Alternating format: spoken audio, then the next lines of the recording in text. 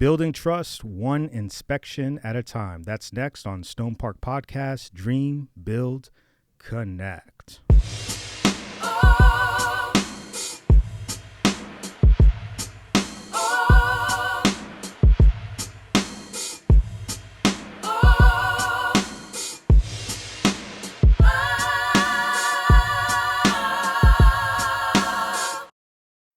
Welcome once again. I'm David, your host. I got Carlos next to me, my co-host. What's going on, David? We're Not back much, at it. back at it, which means across from me, I got a guest, Jamal. How you doing? Awesome. Happy to be here. Thank you for coming, man. Right. Absolutely. I love how we connected. It was like right on point. Like it's almost like we knew each other from another life. Absolutely. It's crazy how life works sometimes. For real. Brings for real. people together, you know? Yeah. Listen, Jamal is a successful entrepreneur. He owns and operates Sentinel Inspections located in the DMV area, Maryland to be exact. Yes, sir. Okay. Ah. You got me this time. He's Virginia, I'm Maryland, so I'm always happy when I got a Maryland next. Absolutely. Yeah. And what's interesting about Jamal is that he is a professor. Yes, sir. He teaches this stuff. Oh, wow. So that's really interesting. We'll get into that. But let's get into a little bit about yourself and your background. Absolutely. So I come from an Army family. My dad was in the military for 30 years, the majority of my life. My family's from the North Carolina area. My grandmother's born and raised in D.C., Southwest. But when I was, I'll say in 2000, my father moved me and my mother and I to Indiana. So I was honestly raised in Indiana. I claimed the DMV area, but I spent majority of my time in Indiana. I went to middle school, high school, and college there. After I graduated college, I moved back here to the area, and I worked for my aunt's ex-husband. He owned a home inspection company. He taught me the ropes. He was awesome. But after a while, I realized for me to go the places that I desire to be, I would need to take a risk and start things on my own. So I started a home inspection company in 2018. I was an adjunct professor at the University of Southern Maryland for about 2 years. And honestly, with home inspections, I didn't have as much time to continue teaching as I wanted. My primary goal with teaching was to gain more home inspectors. And I wanted to teach them up the way I would like them to learn and then bring them on eventually. But I think I'll revisit that later on. But that's pretty much my story to this point. We're at the point where we average about 1,000 to 1,200 home inspections a year. Wow. And this is not a side hustle at all for me. This is my life. This is who I am. So I love it. I love the industry. I love the people in this area. Yeah. And it's been awesome. That's cool, man. Yeah, that's a real cool story. So let's go back to the company that you started with. You said that it was through family. Mm-hmm. Would you say that he was a mentor? Who was it? It was your aunt's ex-husband. Ex-husband. Okay, so how I'm assuming he was a mentor, right? Yeah. How important was that to you in your entrepreneurial journey? It was incredible. One, I never saw success on that level, especially from a trade. Because when I was in school, I was taught that trades don't make much money and that you should get your college degree, doctorate, and kind of keep going. But they were, he was able to live a lifestyle that interested me, and he was doing something that was awesome. Every home inspection, I was excited to go. It was my first experience with real estate in general. So it was just kind of sparked that something that I didn't know was inside. And even after I stopped with that company, I knew this was something that I always wanted to do. So yeah, that was instrumental in just introducing me to the industry. Yeah, it's almost like you lucked out. You lucked out to have someone so close and to admire what he was doing, because a lot of times people have that energy and they don't know what to do with it. We had a guest here that she knew she wanted to be an entrepreneur, but she didn't have any mentors. She didn't have that person to say, hey, come and do this with me, learn this. She went from job to job to job, 17, and she finally found her passion. So for you, what age were you? So I don't know, about 10 years ago, like 23, 24. That's crazy. Yeah. Yeah, that's good. That's good. Yeah. As far as your family, how have they supported you? Because you're saying in 2013, you learned the ropes for about 5 years, and then you said 2018 is when you said, let's do it. Yeah. So, You went for it. yeah, I went for it. So I guess 2 questions. What was the moment for you where you were like, I need to do this? This is what I want to do. It was mainly financially driven. I felt that I should receive more money than I was getting, but I knew it was a way for me to get what I wanted. So we kind of had a mutual understanding that it'd be best if I went another direction. So that's kind of pretty much what happened there. We talk about this. But thinking about it, right? This was like right before COVID. Imagine starting the business and then just getting hit by COVID. See, I didn't know you started at that time, so I do have some follow-up questions. But game recognizes game. So now that you have employees under you, right, you almost have to do the same thing, because there are people that we talk about this that are okay working within someone's umbrella. It's fine with them, and that there's nothing wrong with that. But then you have people that want to be just like you, right, and they're learning everything. And 5 years down the road, maybe even earlier, they're thinking, "Hey, I want to do my own thing," and you have to support that, which is cool. And I think you're a product of that, so I think you're okay with that. Yeah, absolutely. Yeah. And that very same thing happened. So I had an office manager, and her husband was a home inspector under us, and he stayed with us for about 3 or 4 years. And once he was comfortable, he started his own company, and it's no love lost. We still talk every so often. So I completely understand. But as a company owner, as as an owner, I definitely want to retain as many as I can. Yes, for sure. But also I want to make sure people feel valued and they're compensated properly. So that's one thing I am proud with the group that I have now. I have 2 other inspectors and an office manager, and one inspector's been with me for about 2.5, almost 3 years now, and I have another one that's been about a year. So, so we're in a good spot, but again, I lived it. So I definitely it softened me up, because I was kind of I didn't understand where the old company was coming from with pay, but as I experienced it myself, I kind of understood. It started making sense to some degree, for sure. So let me ask you a question. For people that do leave and decide to journey on their own, if they came back, would you take them back? No.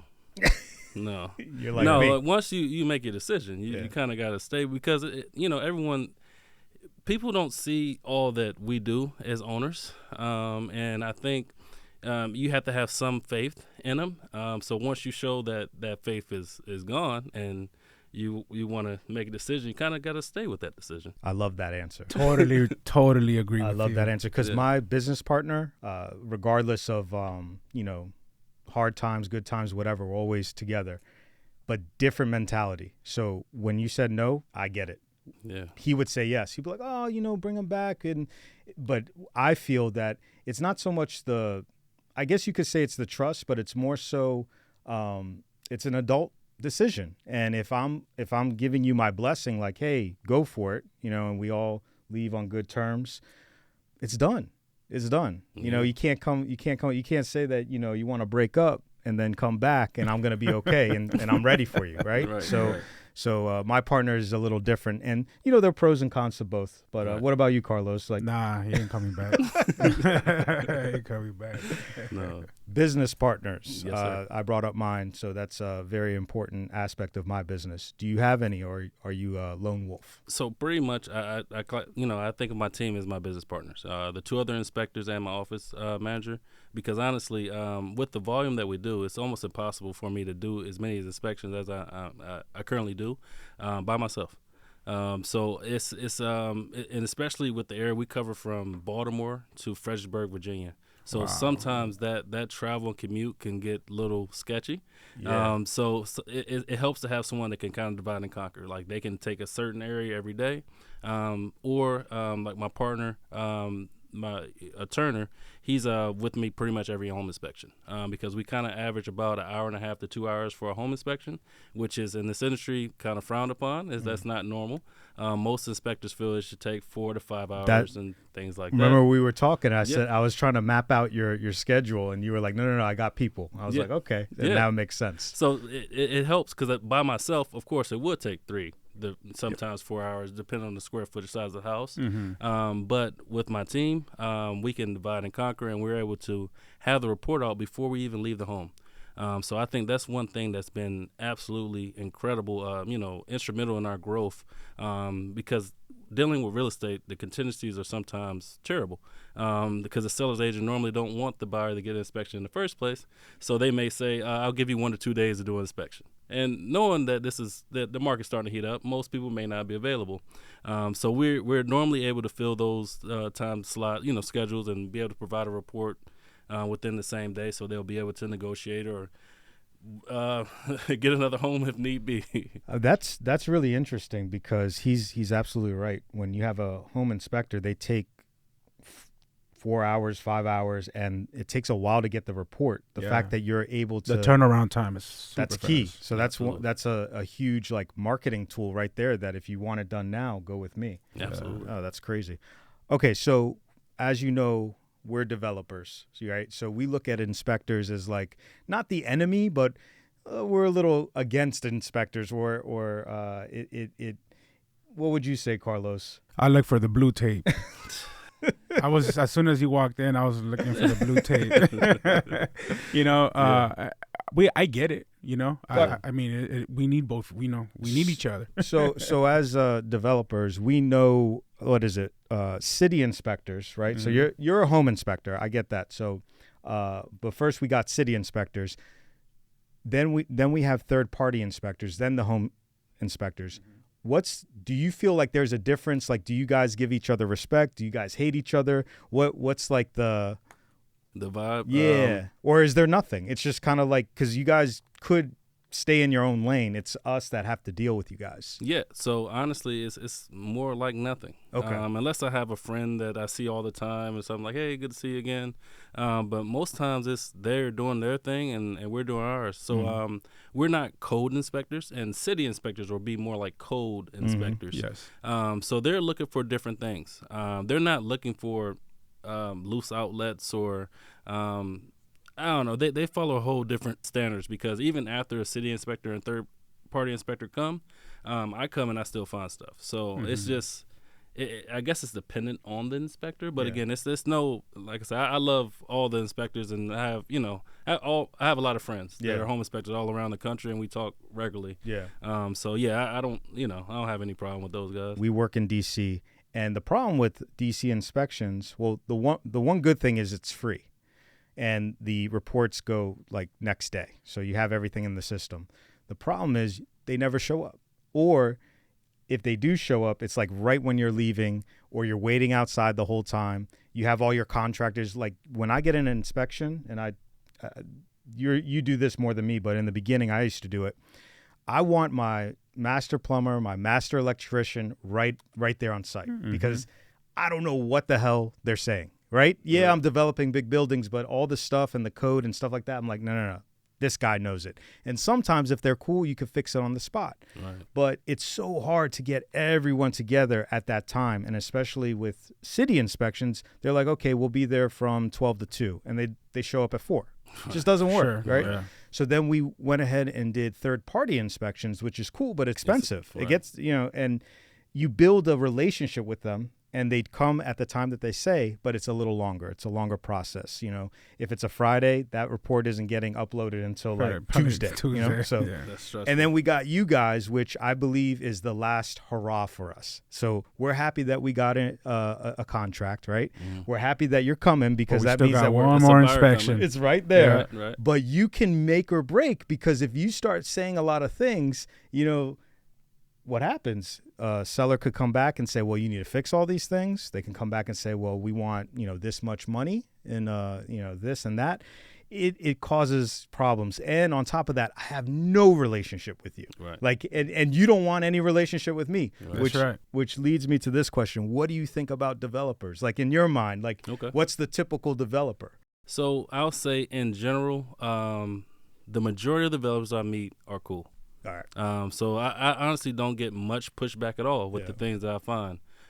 It's always something. I always find stuff with every home I inspect. But normally, always, when we find things in a home, we take pictures of them. So it's hard to discredit a picture or what you see. Yeah. So as long as we document it, like I said, it's been fine. But there are some that may not know their lane, I guess I should say, because just like you said, all developers aren't electricians and plumbers and HVAC techs and foundation experts, but some have been doing it long enough where they feel that they're just entitled to just, hey, we made it, so it's good. Yeah, I know exactly what's going on in here, but sometimes you don't, because most times developers don't stand with the contractors as they're doing the work, so they may think it was done to their standards, but if you don't supervise them, you don't know for sure. So I think that's one thing. I could 100%. And you usually meet up with the inspectors. What's your side to it? Well, I think it all depends on the way they carry themselves. You know what I mean? Some inspectors could come in there just with an attitude automatically, just because they want to set the tone or have some type of authority. Just, you know what I mean? But if you come in there like a human, not a robot, then you're good. You know what I mean? Like, even if you tell me, hey, this is wrong. Hey, you need to caulk in here. Hey, this is that. Hey, this is not fire rated. It's fine. You know what I mean? I mean, we're human, right? We're both adults. We're men. So it's like, I don't understand. I'd be like, oh, damn, you're right. You know, but if it's just a disrespect. I think that sense of kind of like feeling like you're more, or the authority of, like, you know what I mean? Just come in there with like already an offensive position. That's what makes the tension and the problems. But other than that, I mean, they're doing what they're supposed to do. You know what I'm saying? Like, how can you can't get mad at it. Yeah, there's a thing called a C of O, a certificate of occupancy, and that's when the city, regardless of who you can get third-party inspectors for the whole duration of the project. But at the end, a city inspector will inspect what the third-party inspector did and just kind of, make sure that everything was done correctly. Those are the tough ones. For us, it's really tough because you're like right at the finish line, and they might bring up something that is just like catastrophic. You're like, don't tell me that. Right. And then you try to go back to your third party inspector, but they can come back to you and say, hey man, we're only human. Just like how you said, hey, we're just people. People make mistakes. And just because, here's another thing, if you guys are in real estate listening, just because an inspector misses something doesn't mean that it can be missed. So if it gets caught later on, it's still a thing that needs to be fixed, and I learned that. I thought that, if we get it past the inspector, it's cool. But no, they'll come back. And we had that, we called a guy Ponytail. This dude that came, he always had a ponytail. He'd always come at like 5 a.m, pissed off. And we learned that we couldn't have him come on Monday or Friday, because Monday he was hungover, or Friday he's ready to get hungover. and we called him Ponytail. But, Tuesday, Wednesday, Thursday, he was cool. But we had him come on Monday, and he gave it to us, man, to where we were like, it was like a $20,000 change. And he was like, listen, man, it's not my fault that I missed it. I can't look at everything. And, I got pissed, and I requested for him not to ever come back. But that's the name of the game. Everyone is human. Yeah. I want to go back to family because I will forget it. I got some other questions. But family, how important is family to you, and how important is the support you get? Because I feel like you're a family man. I've seen it on your social media. We talked a little bit about it. That's my primary drive. I have a 4-year-old son. It means the world to me. So that's definitely my primary drive. I recently got married. Congratulations. Congrats, man. Thank you. And it's been a pretty smooth transition. We've lived together already, so everything is still copacetic. But family is everything. I like I said, I grew up in Indiana, and that was away from all of my family for the most part. My dad's side of the family was in Kentucky, and my mom's side was on the East Coast, like I said, North Carolina and this area. So moving back to family, it was awesome. It's been incredible. So that's definitely my driving force, and I talk talk to my family all the time. You know, it's That's everything. cool. That's There's cool. no better motivator, man, than family. I Yeah. think man. Yeah, so What I are you have. doing it for? You I'm know? like Yeah. you. Yeah, I'm like you. I have a 3 and 5-year-old, but they're in the next month they'll be 4 and 6. And my world, man, my world, and it like you said, a motivator. Yeah. It puts that extra pep in your step. Like you could really get up at 3 a.m. every day if you had to. And if you didn't have kids, it's more like 5 to 6 in the morning. But with kids, there's just something that gives you that energy, that Red Bull, whatever it is, and to know that possibly you're building a legacy for them. Like you're not going to force them, and I would recommend that, because we talk about that all the time. Like, what are we doing this for? Oh, we're doing it for our kids. But what if our kids don't want to do what we're doing, right? Yeah. And we got to respect that. But it would be cool if your kids say, "Hey, man, I'm interested in what you're doing. You're gonna do this, boy." Yeah, I want them to be happy, man. That's ultimately it. So absolutely, it'll be awesome. But I'm definitely not gonna push it, because I'm a first generation entrepreneur. Well, for the most part, in my family.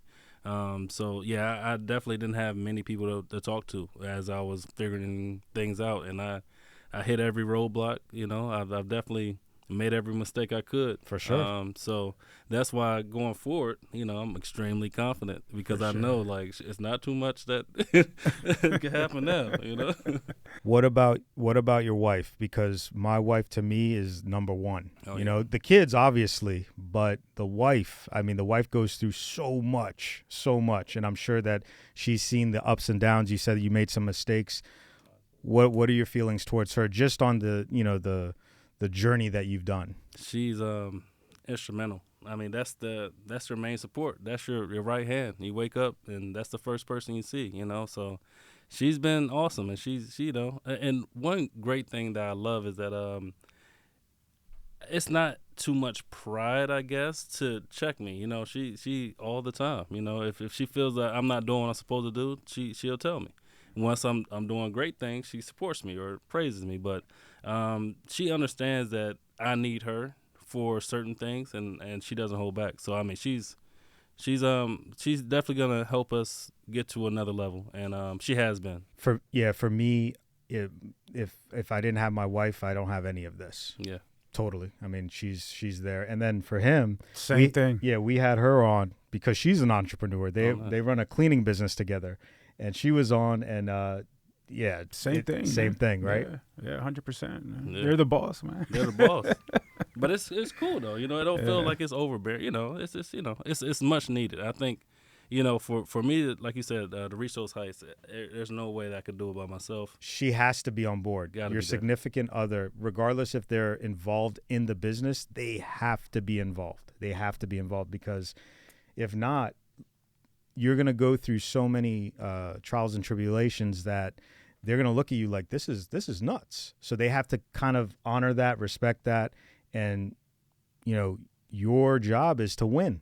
That's it. Right. The things that you said, oh, baby, it's going to happen. It's going to happen. We're going to do this. We're going to do that. You got to come through. Got to deliver. Yeah. Okay. Let's say I'm a first-time home buyer. How do you gain their trust? Because obviously let's say I don't know anything about homes, construction, zero. I just really want this home. I'm excited, but I'm scared. How do you gain my trust? So that's definitely my area of expertise, because, I'm 33. So when I started, I was 23. So the majority of people that I was doing inspections for were younger people around my age, and most of the time they're first-time home buyers.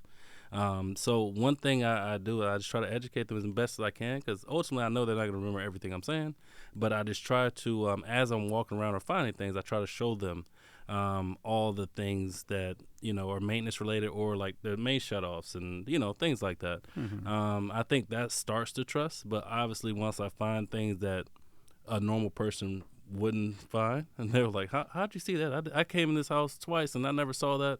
So those things, they're like, oh yeah, he knows his stuff, Mm-hmm. So that's normally it. What's the most common thing that you find? Like like right when you get into that front door, you're like almost walking to it just to show them like, hey man, this is wrong. What's the most common thing? So the most common is is mainly like the HVAC maintenance stuff, like changing your filters and make sure it's not crazy dirty and the ducts aren't crazy dirty. But also outside, like your downspouts, with your roof covering.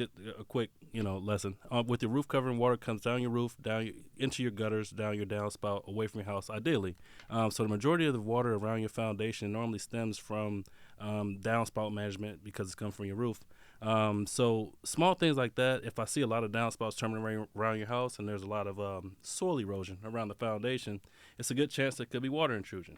So if I go to the backyard, if there is a rear entry basement door that has a ground drain, then I would make sure it's not obstructed. If it is obstructed, I'll go straight to the back door, look around, see if there's any stains. And then, if I go outside and say, this could possibly lead to water intrusion, I go in and find it, and they're like, oh, my God, how do you know? But it's like 1 plus 1 equals 2. You're like a wizard. Yeah. Right? But it's just 1 plus 1 equals 2. If I'm seeing this, these signs, then it can only lead to something else. All right. So you got 10 years of experience. And what's cool about your experience, you were going to homes off the jump. Off the jump. So you were a young dude. In the field. Yeah. So that's because I was gonna when we were talking about it, we were thinking, is he in construction? Like usually inspectors have a construction background, that's why they know so much. Yours is a little different. You actually were an inspector from jump. From jump, yeah. What is the wildest thing you've seen where you were just like, my God, this is bad? Like. So I have a lot of wild mold stories. So like mansions in Potomac that was heavily infested with mold and animals. Oh. But I think the wildest thing that happened to me had to be I was in Northwest in a new construction building. Well, it was like an old row house that they gutted and completely redid. So in the attic space, it was like an HVAC unit. So the attic access was in the master bathroom above the shower, and it was a glass shower. Okay. So I had to lean the ladder into the opening over this glass shower. Oh, man. And so I went up. And I was hearing some scuffling, but I didn't see anything. So I popped my head up, and when I heard the scuffling again, it was a raccoon or something, or possum ran directly at my face. Oh, so shoot. I almost fell off the ladder. And thank God I didn't. I didn't break anything, but it was just, that was the wildest thing. Because it literally ran up to me, and the hatch was open, and he was looking down like that. Man. And then later on, I obviously told the client I can't get in there, for a reason that and then it was an issue with the HVAC system later or something. I think it was eating like the insulation or something. And they're like, so you weren't able to view it? I was like, it was an animal up there that ran at me. So that was probably the wildest inspection. It was scary. It was a scary thing. That's crazy. Yeah, we do construction jobs, and we used to do a bunch of them back in the day. And I had a similar situation where there was a raccoon in a shed, and that's not even half of what you went through because you're going. Remember the movie The Grudge? Oh yeah. Yeah. So you probably think about that all the time. Mine was just I saw the raccoon and I never came back. I didn't even tell my guys. I was just like, hey, yeah. Nah, them things is feisty. Yeah. Man. They attack you. It's a real thing. Yeah. It's a real thing. All right. So you said that the real estate market is heating up. Do you see any trends as far as the inspections go? Like, are you being asked to do certain things? Anything that we need to know about? So I think it's extremely competitive again because it's still a shortage. From what I'm saying, a shortage of homes in the area. So the homes that are, I guess I say it loosely, worth getting. I'm no disrespect to anyone's home, but a lot of homes that people want in the areas they want to be are heavily.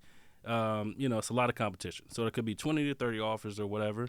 So most of my clients, well, I'll say most of them, but several throughout, lately, have been on walk and talk inspections or inspections without a report to kind of give a general understanding of what's going on. And it's like an hour inspection, and we just go in and hit the major systems. And that's important because they may not get the home. So they want to know how to adjust their offer to match what's going on. So if it needs a new furnace, I may not go $20,000 over asking. I may be right at the mark. Smart. So that's what some of the buyers I've been doing inspections. Yeah, because the inventory is so low, then you got like 10 contracts or even 20 contracts on one house. I know that the houses here in this area, they go within a couple days. So you know they got a bunch of even to this day right now, like in this market time. Oh yeah, wow. yeah. Because there's nothing on the market. So when you see those, the houses that are worth it, right? You're gonna get a bunch of contracts. So people that are waiting for the interest rates to go down, it could be a mistake, because what's gonna happen is it'll drive the prices higher. Oh my gosh. So it's like. Yeah. There is never a right time to buy a house unless you have a crystal ball and you know exactly when the rate's going to drop, and exactly, like, there's just no way. So you just got to go get it. Wow. All right. So I recently saw a meme. I don't know if you've seen it. Maybe I'm sure you've seen memes like this, where the inspector has the dad. Oh yeah. Yeah. So let's say my daughter is buying her first house, right? And then damn well, me being in real estate, I'm going to roll up with you and we're going to find everything, right? For sure. Does that exist?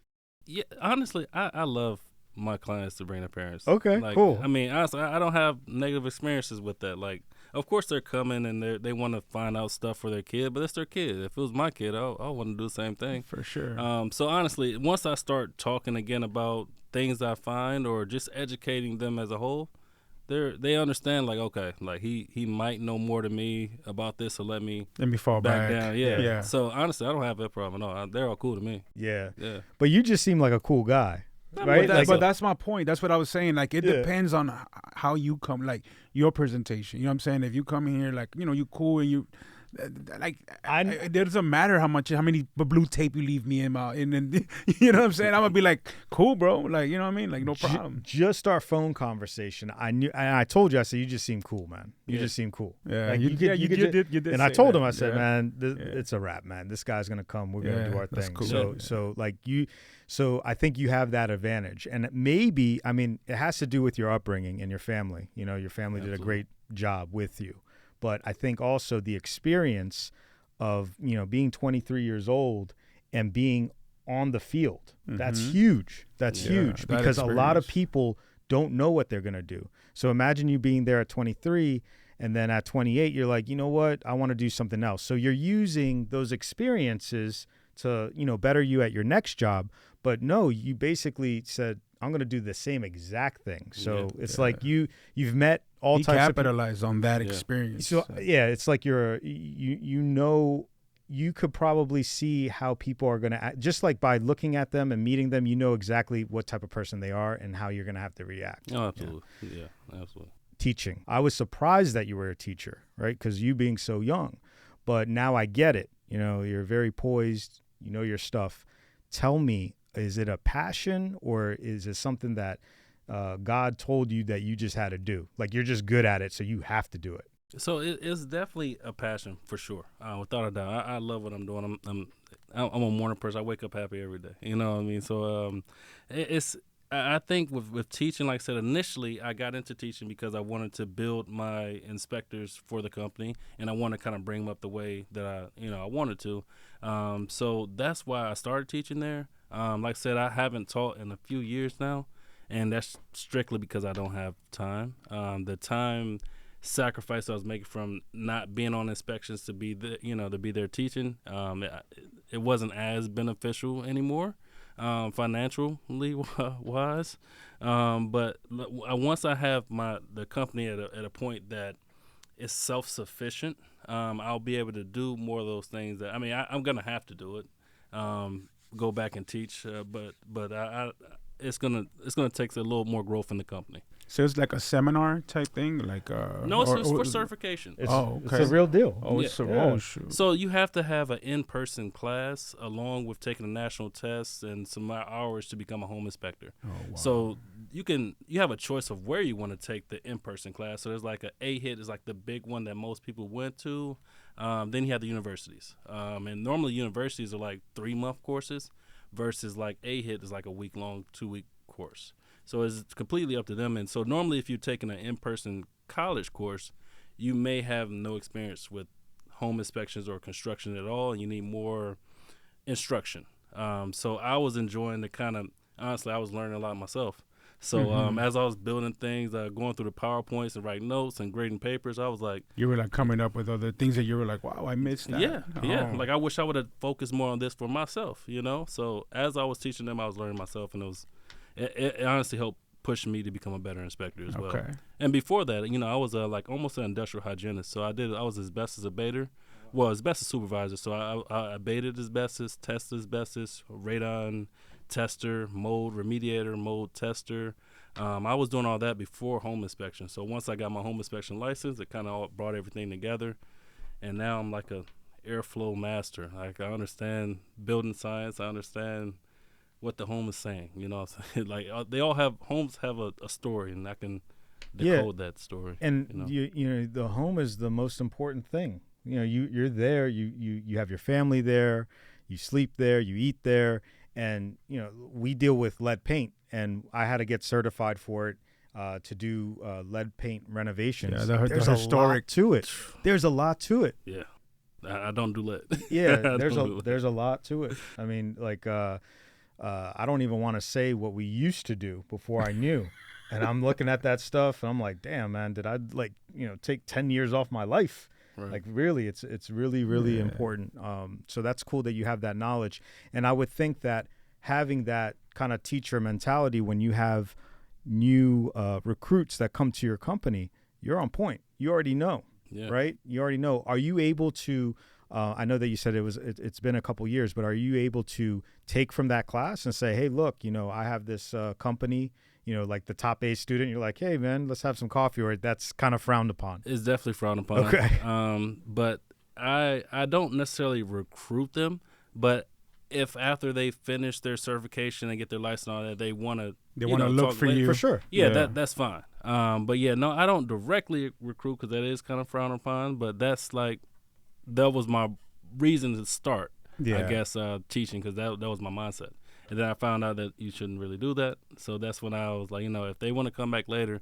And I can say, like, most of the guys that are in my class pass the national test. So that's, like, huge, because with home inspectors, honestly, if you pass the national test, you're qualified in my eyes. And most people don't have to in different states. You know, I would be recruiting like a mug. I'd be in there, man. Passing the little note and be like, like my business cards would be falling. Oh, sorry, man. You can keep that one, man. Whatever. Yeah, yeah. Let's go back to COVID, because you said 2000. That's important. Yeah, because he'll get on me. He'll be like, man, why didn't you go back to COVID? Because they had a cleaning business. We got wiped out. Yeah, because you know, it's a home, right? I mean, nobody wants you in their house, especially in that time. It was a scary time. Right. So we got wiped out. You know what I mean? So we survived as far as developers because it was essential. Yeah. So we got away with that. Was it the same for you? Were you able to get through? Fairly Obviously, essential. you did. Yeah. Honestly, COVID was around the same time my son was born. So my mom was staying with his mother, and they were making the best of it. And they were not happy for me to go outside, but I was out. You know, I had a crazy mask. I mean, I had like HEPA filters and masks with fans in it, so I was safe for sure. But I was outside, man. Yeah. I think I sat down for the first week when it was like panic was all-time high, but after that, I was out every day. And the business was consistent, right? And honestly, it was the most busy. Yeah, that's because it's true. Like for us, we stayed working, right? Because we were essential, and I did deal with a lot of inspectors, and they did come in with hazmat suits almost. Part of it, you know what I mean? The rates kept on dropping, so it was a perfect time for people to buy. And then on top of that, everyone wanted a home office. Everyone wanted the home. Yeah, they're like, you didn't know how long this was going to be, so it was like, you know what? Let's spend all our money and buy the nicest house, and let's just lay low for a while. So yeah, I kind of figured you were able to. But still, though, like it's kind of scary, right? Like starting a business and then like that happening. Yeah. So mine, it was if I didn't start my business, I wouldn't eat. So it was like more of a this got to work. You know, there wasn't a plan B at that point. Exactly. It was plan A and plan A again. Yeah. And again and again. So it usually is like that. Yeah. All right. So dream, build, connect. You have a dream. You take that dream and you build it. And then once it's built, you connect with the world. I ask all our guests the same question. What stage are you in? You could be in all three. or is there one that you're really in right now? So I'll say I'm doing it, and I'm in process of doing it more. Because ultimately, like you said, most people spend the majority of their lives in their home, and a lot of times when people become sick, their home is making them sick. So I take pride in educating people about their homes and to make sure they're as safe as possible. I think that's and again, the process is me doing it more on a bigger scale. So doing more inspections. Like I think it would be beneficial for everyone if the inspections were required on some type of annual, or like if I guess condo, not necessarily condo boards, but like say if you're in a neighborhood, what's the board? HOA? The HOA. Mm-hmm. Yeah, so it would be nice if the HOA required an inspection. They kind of have make you do everything else, so it'd be good to do an inspection so you can make sure. So I think that's where I would love to go, or love for it to go. That's actually a good point. So you're like I would say you're in the dream build phase, that you're because that's actually a good idea. And what's funny is we're developers, so we actually create the HOA. So there's a document that we put together and we say certain things that need to be done. Just to let you know that maybe getting with developers and kind of pitching that thought, that's actually that a very idea. good idea, because it maintains an upkeep on the property. Well, not only that though, that's the problem with the HOAs, that it's just for the property. I think what you're saying is more for health reasons, right? Person. Because like breathing certain things, 30-year-old vents or that haven't been cleaned, that's not in the HOA to clean them. Right. It's kind of like basic stuff, like maintain the account, the roof, exterior walls, windows, stuff like that, but nothing about the... Yeah, these HOAs, they trip on the blinds that you use. Exactly. Like the color of blinds, but they're not tripping on like other essential things. Your HVAC looks terrible. Your Dang, roof looks that's terrible. so true, man. But you're dissing on me because you're right.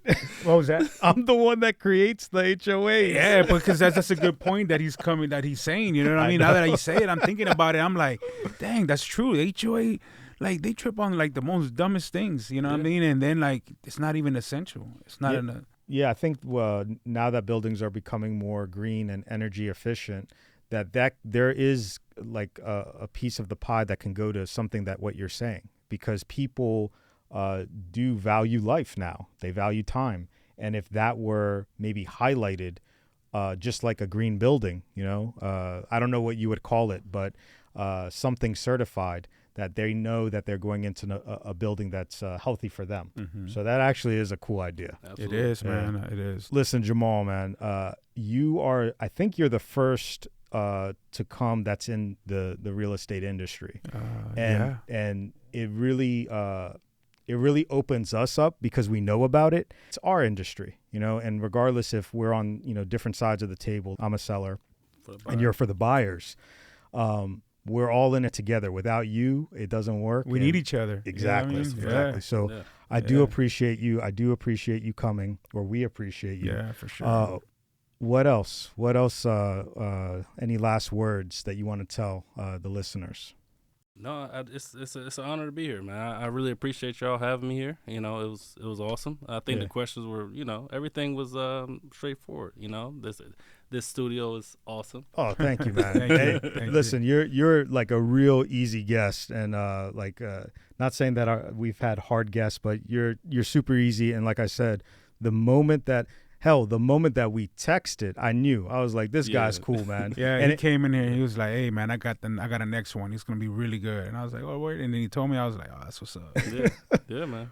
Where can people follow you? On Instagram is _home_inspector. And our company page is Sentinel, SentinelHI.com. We're also on Facebook. But that's where most of our people can find us. Yeah, you got a good following on Instagram. And if you want to follow us, we're at StonePark Podcast on all social platforms. If you want to connect with us directly, we have an email set up, connect@stonepark.com. Until next time, fellas, let's dream, build, connect. Thank you, man.